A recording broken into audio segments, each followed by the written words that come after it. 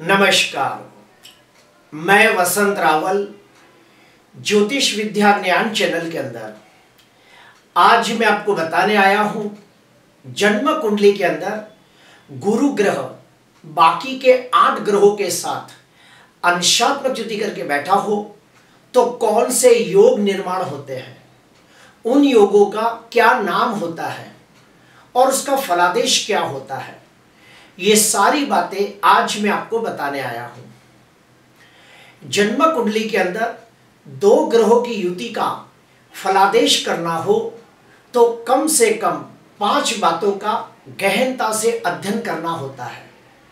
ये 5 बातें कौन सी है तो सुनिए।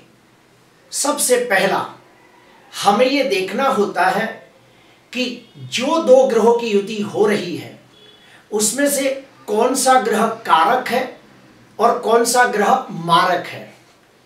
मान लो जन्म कुंडली के अंदर 2 कारक ग्रहों की अंशात्मक युति केंद्र में, त्रिकोण में या दूसरे 11वें भाव में होती हो तो राजयोग जैसा फल मिलता है। ठीक उसके विपरीत जन्म कुंडली के अंदर 2 मारक ग्रहों की युति कुंडली के कोई भी भाव में होती हो तो उसे बिल्कुल अच्छा नहीं मानते। दूसरा, हमें देखना होता है कि जन्म कुंडली के अंदर 2 ग्रहों की युति कौन से भाव में हो रही है, इसका भी अपना एक खास महत्व है।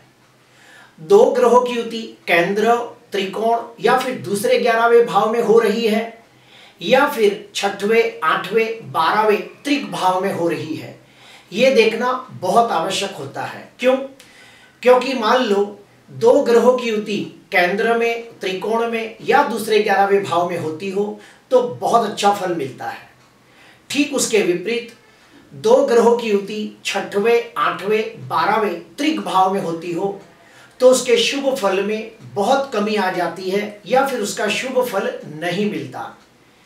तीसरे नंबर पे जन्म कुंडली के अंदर 2 ग्रहों की युति कौन सी राशि में हो रही है, इसका भी अपना एक खास महत्व है क्योंकि 12 राशियों का अलग अलग फल होता है। साथ में हमें यह भी देखना होता है कि कौन सा ग्रह उच्च का है, कौन सा ग्रह नीच का है, कौन सा ग्रह स्वक्षेत्री है, कौन सा ग्रह शत्रु क्षेत्री है, ये सभी हमें देखना होता है। चौथे नंबर पे आता है हम लोगों को देखना होता है दोनों ग्रहों के अंश कितने हैं।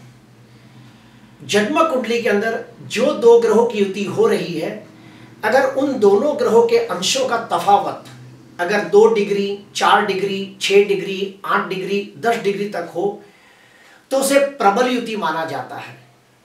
ठीक इसके विपरीत 2 ग्रहों के अंशों का तफावत 22 डिग्री, 25 डिग्री, 28 डिग्री हो तो उस युति को कमजोर युति, बलहीन युति, कमजोर युति माना जाता है और उसका फल नहीवत प्राप्त होता है।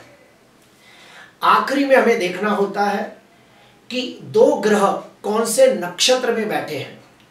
उसमें से कोई ग्रह अस्त का तो नहीं हो रहा है, मृत का तो नहीं हो रहा है, षडबल कैसा है, ये सारी बातों का गहनता से अध्ययन करना पड़ता है, उसके बाद फलादेश किया जाता है। तो आइए हम लोग जानते हैं कि जन्म कुंडली के अंदर गुरु ग्रह बाकी के 8 ग्रहों के साथ जब अंशात्मक युति करता है तो उसका सामान्यतः मोटा मोटा क्या फल मिलता है वो हम जानने की कोशिश करेंगे। आइए, जन्म कुंडली के अंदर सूर्य गुरु की अंशात्मक युति केंद्र, त्रिकोण या दूसरे 11वें भाव में होती हो तो राज लक्षण योग नाम का जबरदस्त राजयोग बनता है। ऐसे व्यक्ति बहुत ही विद्वान, ज्ञानी, धार्मिक, आध्यात्मिक होते हैं। ऐसे व्यक्ति एक अच्छे सलाहकार भी होते हैं। इनकी सलाह से हमेशा लाभ होता है, यह भी देखा गया है। ऐसे व्यक्ति धर्म में आस्था रखने वाले, ईश्वर के प्रति अटूट श्रद्धा रखने वाले एक अच्छे समाज सेवक होते हैं और उतने ही बुद्धिमान, गुणवान, तेजस्वी, प्रभावशाली और प्रतिभाशाली लोग होते हैं। दूसरे नंबर पे जन्म कुंडली के अंदर चंद्र गुरु की अंशात्मक युति केंद्र में, त्रिकोण में या दूसरे 11वें भाव में होती हो तो गज केसरी योग नामक जबरदस्त राजयोग निर्माण होता है। गज केसरी यानी गज यानी हाथी, केसर यानी कि सिंह। जब जंगल के अंदर हाथी और सिंह दोनों एक साथ हो जाए तो उनकी शक्ति में 10 गुना ज्यादा वृद्धि हो जाती है। ठीक उसी प्रकार जन्म कुंडली के अंदर चंद्र गुरु की युति अंशात्मक होती हो और अगर ये दोनों ग्रह कुंडली के कारक ग्रह बनकर युति करके केंद्र, त्रिकोण या दूसरे 11वें भाव में बैठे हो तो गज केसरी योग नाम का जबरदस्त राजयोग निर्माण होता है। ऐसे व्यक्ति बहुत ही विद्वान, ज्ञानी, धार्मिक, आध्यात्मिक होते हैं। ऐसे व्यक्तियों को वेद, शास्त्र, पुराणों का ज्ञान प्राप्त करना बहुत अच्छा लगता है। ऐसे व्यक्ति बुद्धि और ज्ञान के द्वारा धन अर्जित करते हैं और सर्व प्रकार के भौतिक और सांसारिक सुखों की प्राप्ति करके समाज के अंदर मान, सम्मान, यश, जश, कीर्ति, पद, प्रतिष्ठा प्राप्त करते हैं। तीसरे नंबर पे आते हैं, जन्म कुंडली के अंदर मंगल गुरु की अंशात्मक युति केंद्र, त्रिकोण या फिर दूसरे 11वें भाव में होती हो तो औदार्य योग नाम का जबरदस्त राजयोग निर्माण होता है। ऐसे व्यक्ति के पास ज्ञान और साहस दोनों होते हैं। जब ज्ञान की आवश्यकता होती है तो ज्ञान के माध्यम से काम निकालते हैं और जब साहस की जरूरत पड़ती है तो अपने साहस का भी प्रदर्शन करते हैं। ऐसे व्यक्ति अपने बलबूते पर, अपनी काबिलियत से, अपने दमखम पर शून्य में से सर्जन करने वाले लोग होते हैं। ऐसे लोग समाज के उत्थान के लिए कार्य करने वाले होते हैं। हर परिस्थिति का डटकर सामना करने वाले लोग होते हैं और उतने ही स्वभाव से दयालु, उदार, सेवाभावी, परोपकारी लोग होते हैं। उसके बाद आते हैं चौथे नंबर पे, बुद्ध गुरु की अंशात्मक युति केंद्र, त्रिकोण या फिर दूसरे 11वें भाव में होती हो तो ज्ञान योग बनता है। क्यों? क्योंकि जो बुद्ध है ये बुद्धि का कारक है, गुरु ज्ञान का कारक है और बुद्धि और ज्ञान एक दूसरे के पूरक होते हैं। क्यों? क्योंकि जो बुद्धिमान होगा वो ज्ञान अर्जित करेगा और जो ज्ञानी होगा वो बुद्धिमान होगा ही होगा। इसीलिए बुद्धि और ज्ञान एक दूसरे के पूरक होते हैं। अगर जन्म कुंडली के अंदर बुद्ध और गुरु की अंशात्मक युति केंद्र या त्रिकोण में होती हो तो ऐसे व्यक्ति धनवान, यशवान, कीर्तिवान होते हैं, सर्व सुख संपन्नता भरा जीवन व्यतीत करते हैं, समाज के अंदर मान, सम्मान, पद, प्रतिष्ठा की प्राप्ति करते हैं, अपनी बुद्धि और ज्ञान के माध्यम से धन अर्जित करते हैं और ऐसे व्यक्ति के संपर्क में आने वाले व्यक्ति धीरे धीरे अपने आप में सुधार करने लगते हैं। इनके शरीर के अंदर एक खास प्रकार की ओरा होती है, तेज होता है, प्रभाव होता है। इनकी वाणी में भी बहुत ही तेजस्विता होती है। मैंने बड़े बड़े भाषणकार, प्रवचनकार, कथाकार लोगों की कुंडली में भी बुद्ध गुरु को साथ में देखा है। अभी हम आते हैं गुरु और शुक्र। गुरु शुक्र की अंशात्मक युति केंद्र, त्रिकोण या फिर दूसरे 11वें भाव में होती हो तो प्रखर ज्ञान योग बनता है। कुछ किताबों में यह भी लिखा है कि गुरु घंटाल योग बनता है, लेकिन ये मेरी समझ के बाहर है। क्यों? क्योंकि मैं आपको बताता हूं, जो गुरु ग्रह है ये देवताओं का सलाहकार है, जो शुक्र है ये राक्षसों का सलाहकार है और दोनों विद्वान है, ज्ञानी है, प्रखर है, गुड़ ज्ञान के जानकार है। तो दोनों कुंडली के बड़े बड़े बलवान ग्रह, ये भगवानों का सलाहकार, ये राक्षसों का सलाहकार, तो दोनों प्रखर आचार्य है, दोनों प्रखर ज्ञानी है और अगर ऐसे दो प्रखर ग्रह साथ में मिल जाए तो प्रखर योग बनता है। तो ऐसे व्यक्ति 45 साल के बाद धनवान, यशवान, कीर्तिवान होते हैं, सर्व सुख संपन्नता भरा जीवन व्यतीत करते हैं, समाज में मान, सम्मान, पद, प्रतिष्ठा की प्राप्ति करते हैं। इनका मार्गदर्शन बड़ा अमूल्य होता है। ऐसे व्यक्तियों का intuition power, six sense power बड़ा स्ट्रांग होता है और इनकी बोली हुई काफी सारी बातें ज्यादातर सच हो जाती है। इनमें और एक खास बात देखी गई है कि इन लोगों में भविष्य में घटने वाली घटनाओं के बारे में इन्हें पहले से कुछ जानकारी प्राप्त हो जाती है और इनकी भास वृत्ति ये भी बड़ी स्ट्रांग होती है, ये देखा गया है। उसके बाद आते हैं 7वें नंबर पे, अगर जन्म कुंडली के अंदर गुरु शनि की अंशात्मक युति केंद्र, त्रिकोण या दूसरे 11वें भाव में होती हो तो धर्म कर्म योग बनता है। क्यों? क्योंकि जो गुरु है ये धर्म और आध्यात्म का कारक है और ये जो शनि है ये कड़ी मेहनत और पुरुषार्थ का कारक है।